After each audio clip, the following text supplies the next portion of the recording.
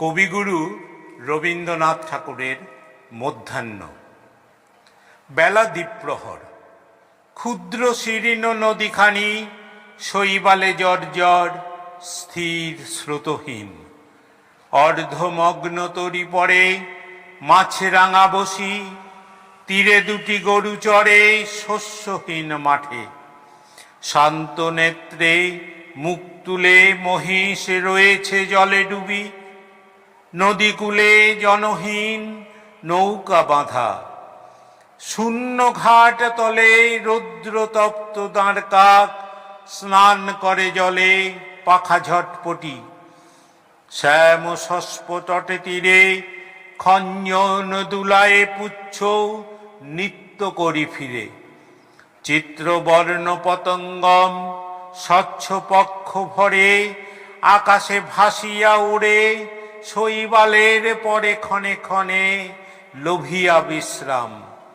রাজহাঁস অদূরে গ্রামের ঘাটে তুলি কলভাস, শুভ্র পক্ষ ধৌত করে সিক্ত চঞ্চুপুটে। শুষ্ক তৃণ গন্ধ বহি ধেয়ে আসে ছুটে তপ্ত সমীরণ।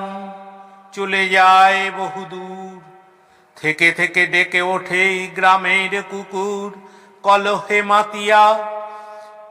কভু শান্ত হাম্বাস্বর, কভু শালিকের ডাক, কখনো মর্মর জীর্ণ অশ্বত্থের।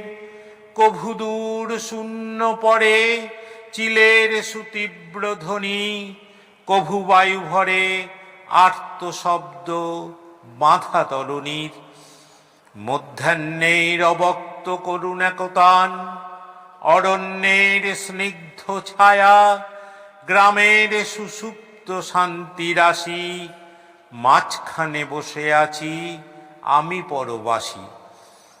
প্রবাস বিরহ দুঃখ মনে নাহি বাজে, আমি মিলে গেছি যেন সকলেরও মাঝে। ফিরিয়া এসেছি যেন আদি জন্মস্থলে বহুকাল পরে। ধরণীর বক্ষতলে পশু পাখি পতঙ্গম সকলেরও সাথে। ফিরে গেছি যেন কোন নবীন প্রভাতে পূর্বজন্মে।